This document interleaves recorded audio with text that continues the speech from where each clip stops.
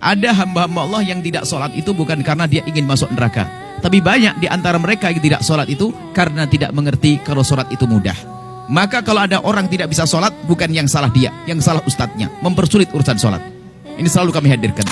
Sholat. Saya mau tanya Bu ya, hukumnya sholat pakai pakaian kerja kotor, beroli tapi tidak najis.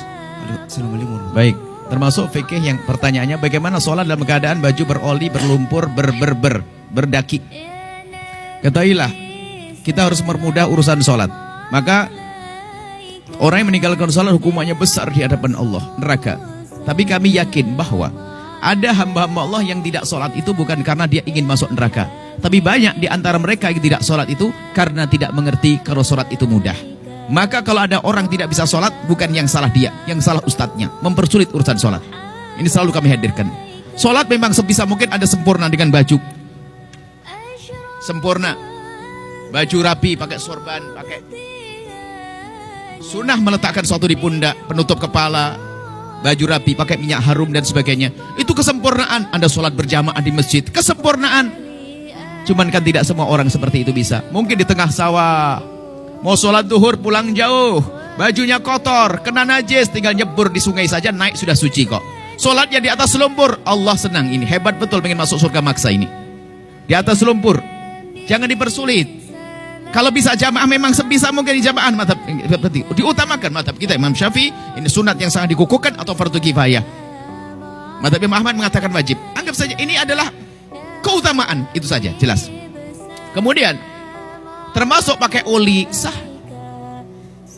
Cuman diibu kalau bisa ganti yang bagus. Aduh repot. Ya jangan sampai tidak sholat. Sholat di atas oli yang lagi mengalir, sah sholatnya, hebat, jidatnya berbau oli.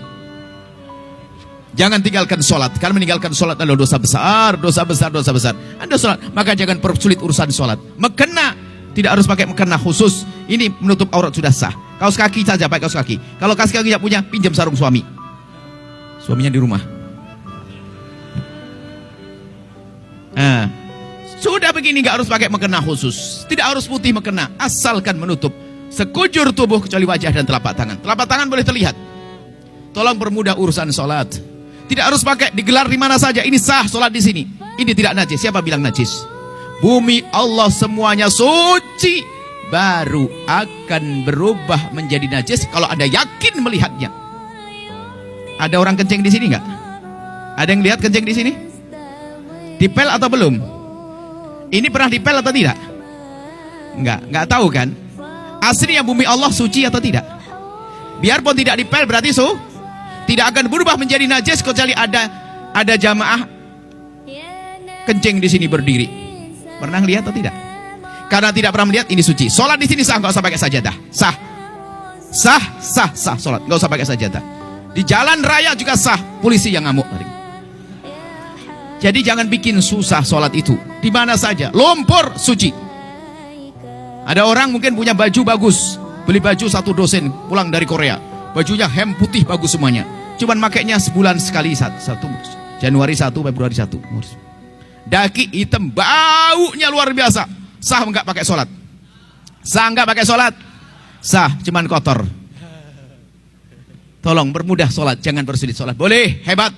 Bahkan tak taunya kerja di bengkel pakai belepotan semuanya. Masya Allah. Sholat berjamaah lagi. Allah hebat nih, malaikat senyum nih. Gak boleh ada meninggalkan sholat. Dimanapun Anda berada tetap sholat. Di padang pasir, di lumpur, di pinggir laut, semuanya. Masya Allah. Najis itu sangat pendek. Najis itu sedikit. Jangan semua dikit-dikit. Najis. Najis hanya 7, selebihnya tidak najis. Ini bab fikih nanti insya Allah. Sah ya? Jangan persulit urusan sholat. Permudah urusan ibadah. Jangan sampai ada satu pun meninggalkan sholat. Maka termasuk kemudian yang perlu kami hadirkan, mengkosor sholat tadi, mohon maaf. Saya itu lupa, kalau ini banyak pendatang, saya pikir ini orang tinggal di sini semuanya. Maka saya ngomong, gimana sholat yang pertamanya? Sempurna atau kosor? Saya pikir Anda tuh orang sini semuanya. Tatonya ada yang 5 jam perjalanan, sama dengan saya 5 jam juga. Ya, kalau Anda musafir, Anda dalam bepergian, tujuan Anda melebihi dari 84 kilo tujuan Anda boleh menjamak dan boleh mengkosor. Mengkosor itu menjadikan duhur 2 rakaat, asar 2 rakaat. Bahkan dalam madhab kita Imam Syafi'i, mengkosor sholat itu lebih bagus pahalanya. Sudah enak korting 2, pahalanya gede. Jangan ragu yang demikian itu. Jangan sok, saya masih kuat kok, gampang mampir masjid juga gampang. Nah, bukan gitu. Patuh kepada petunjuk itu lebih penting.